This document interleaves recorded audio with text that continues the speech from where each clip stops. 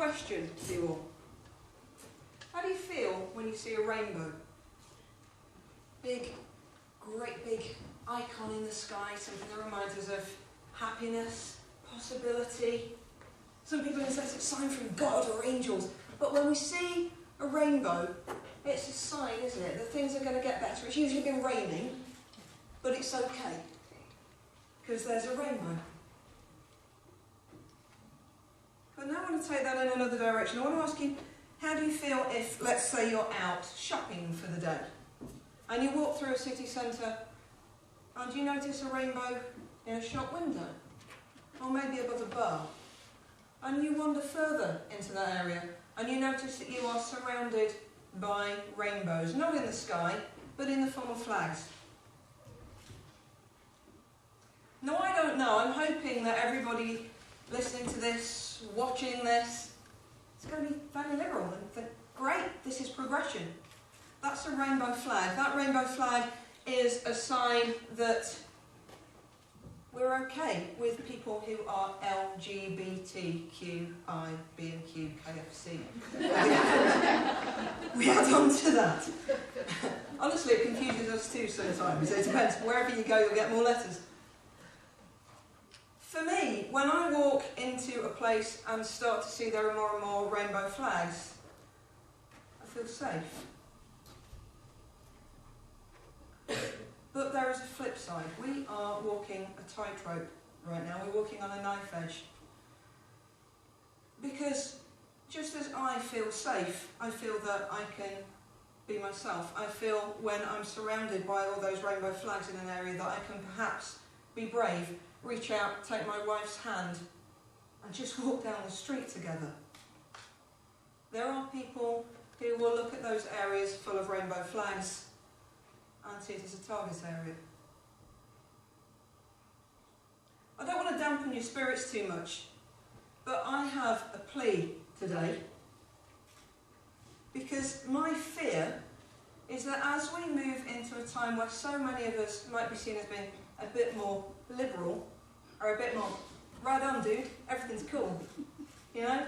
Adults, we can make our own choices, we can make informed choices, consenting adults, that's all great.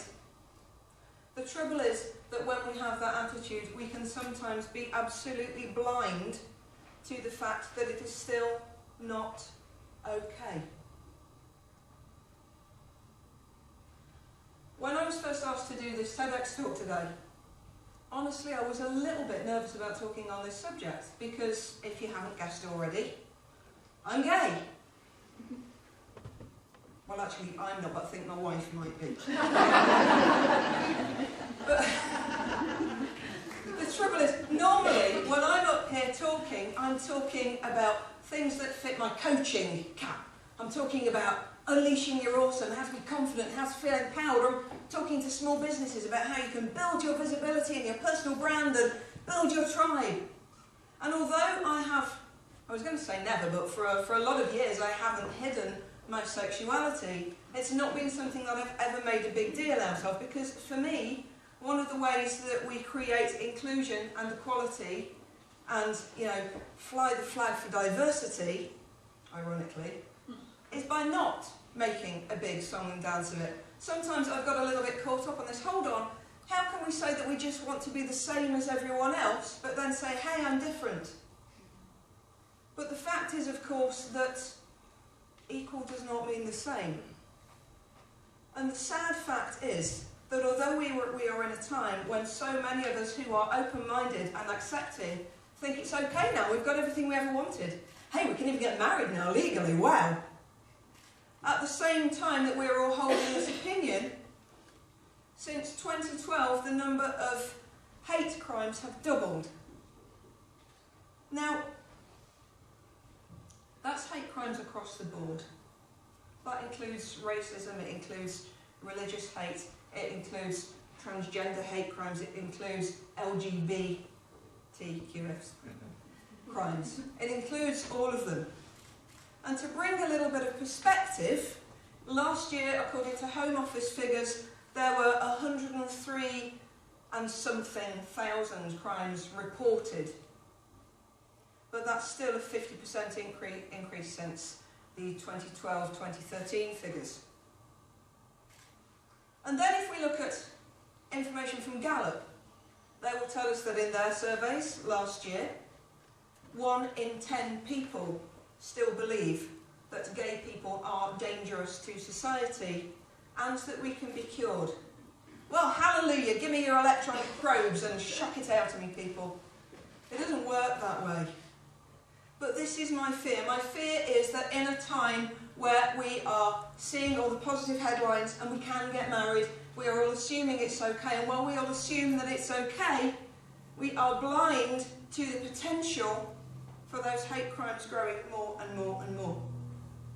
Now we're going to want to focus on the fact that we're talking about reported crimes, and we could quite easily say, well, it's because the police have done a cracking job, despite the numbers they're claiming, but let's not go there. This is not a political talk. We could say that it's just because people now feel safe enough to report those crimes, but we still know that there are a hell of a lot of crimes that are not reported. There are a hell of a lot of incidents that we don't see as being serious enough to report.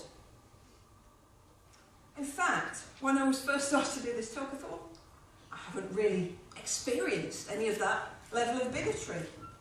I think, how can I apply this? And I was panicking and thinking, I'm going to have to do loads of slides and just quote stats all day, and they're going to be bored. And then I started to think back across my life, particularly over the past almost 22 years that my wife and I have been together. I thought, actually, I might not have been subjected to the kind of attacks that I might want to report. But I certainly have experienced homophobia. It's a big word, isn't it? We don't want to admit that something is homophobic, but let me just run through a few of these incidents. I remember some years back, my wife Asha and I had been to Brighton Pride. Brighton, you'd think that's a safe haven, wouldn't you? It's like a shining rainbow beacon for gay people everywhere. Go to Brighton. And Brighton was the first place where we actually experienced some abuse for being together. We weren't even holding hands. We were just walking back from the parade, and a guy walked past us and said, I'm not going to swear, but essentially, beep, beep, beep, gays, you should all be shot, you're all going to hell. And we kind of laughed it off, because that's what you do, isn't it? We're not big on public displays of affection. We were literally just walking back, and he looked, there's a pride event over here, here's a couple of women walking back, so they must have been there. And to just confuse you even more, I had long hair at the time. Long hair and makeup, I couldn't possibly be gay, could I? And that in itself is another issue. There was a time we were sitting having a meal in a bar, and a couple of guys came up to us and were trying to chat us up, and we politely explained, I'm sure you've heard this lots of times before, but actually in our case it's true, we're gay. And at which point they started to insist that, go on then, have a snog, go on, prove it.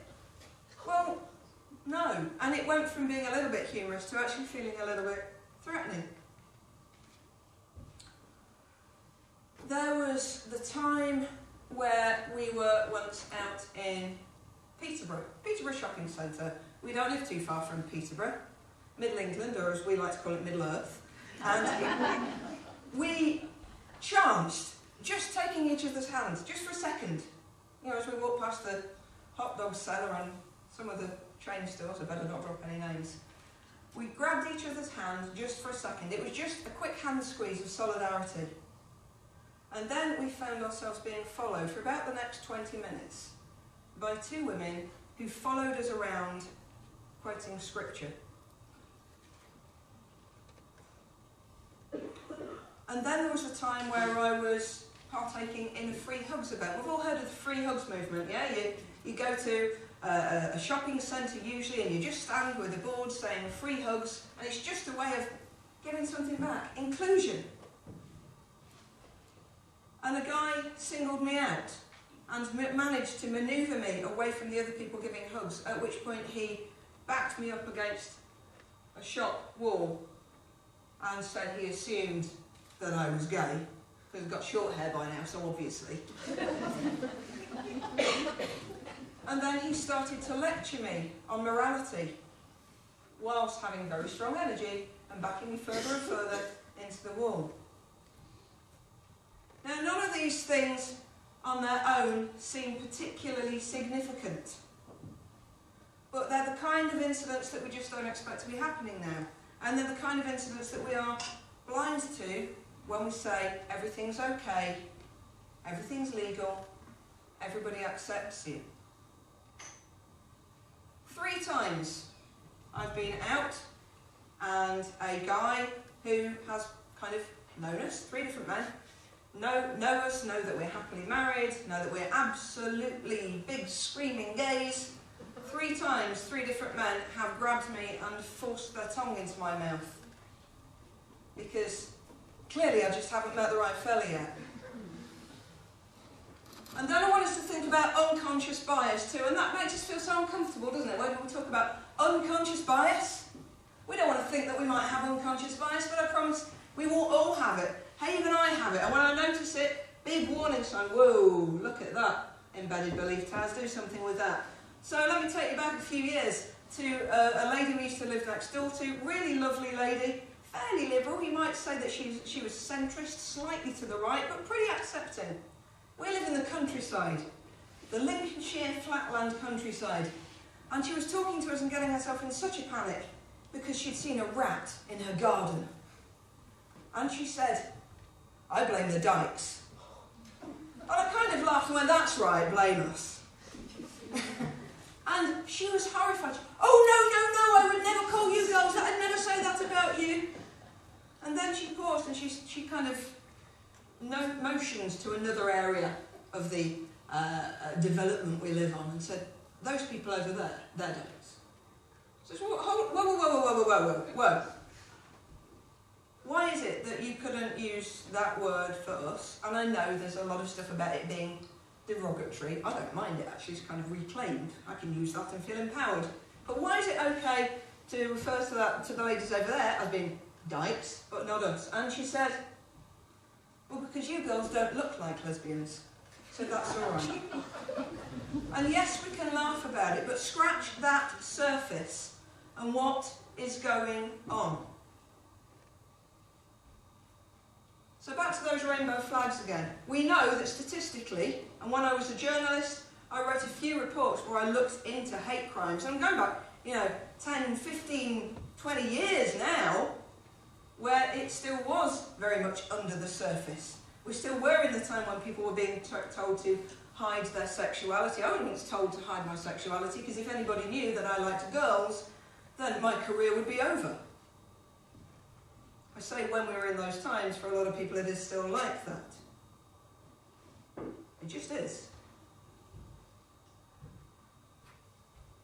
So, I want to take you to another incident, and this is, again, where I was sitting with a colleague in the car when I was still in corporate work, and again, really liberal, nice guy, middle of the road.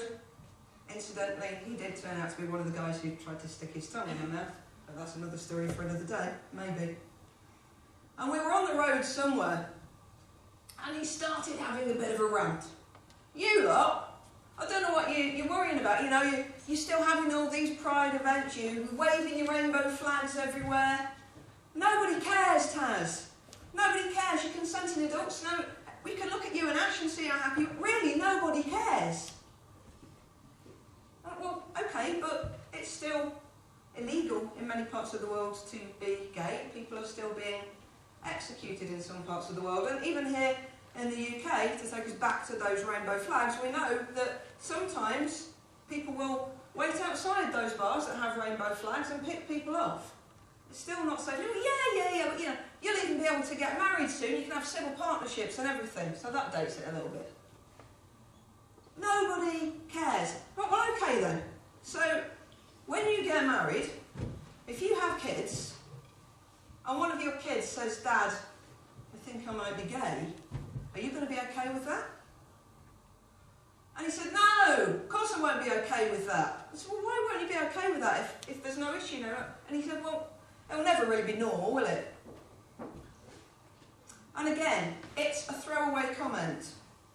But my fear now is that because we have got to that point where so much is legal, where so many of us are liberal, where so many of us who have that beautiful mindset where you believe we're all inclusive and it doesn't matter, that when the further right opinions are creeping up, we won't spot them. We won't spot them because we think it's okay. I don't want to time this in terms of dating it, because I know these things end up on the internet. But if we look at the Brexit vote, statistically, there was a spike in hate crimes directly after the Brexit vote. Not just race, but driven by sexuality and religion as well. They still exist. Any of you watching this, listening now, who see themselves as heterosexual, can you imagine being in a situation where you would have to think about reaching out to take your partner's hand in public? Can you imagine sometimes having to think, are we walking too close together? And what about booking a holiday? Have you ever stopped to think, is it safe to go to that place?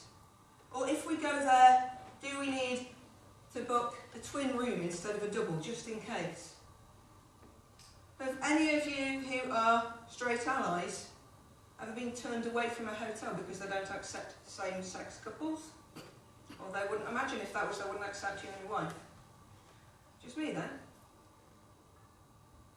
So I don't want to stand up here waving a flag, because it's really not my way. I honestly believe that we can achieve more, that we can do more, that we can achieve more equality, diversity, acceptance, by not saying, hey, I'm different, but by the same token, all the time, those of us who live in a bubble, and we do, we're on social media, and when we live in social media land, those platforms will automatically show us the views and opinions of people who are like us, and so we become blinded to the dangers. We can become blinded to the fact that there are some parts, even of politics, where they still believe that conversion therapy works. My plea to you is, if you really are allies, if you really do believe that my wife and I deserve the same rights as you, that you just watch out for these innocuous things. It's not too long ago that we had the Admiral Duncan nail bomb. That was in 1999. My wife and I would have been in Soho that night, except we were held back at work. Somebody was watching out for us that day. And then we go a little bit further back, and we've got the Pulse nightclub incident. That was 2016. And I want to end with this. Just after the Pulse nightclub shooting, Asher and I were walking through London, and we walked through Soho, and there were the remains of the vigil where people had been paying their tributes to all those who had been injured and lost their lives. And it had been raining, and people had left cards, and the rainwater was washing them away. The words were disappearing, the memories were disappearing. And that, my beautiful people, is what we do. When there's an incident, we recognise that it's appalling. But in the days afterwards, we allow those memories to fade, and we assume everything is okay. It's still not okay. Thank you.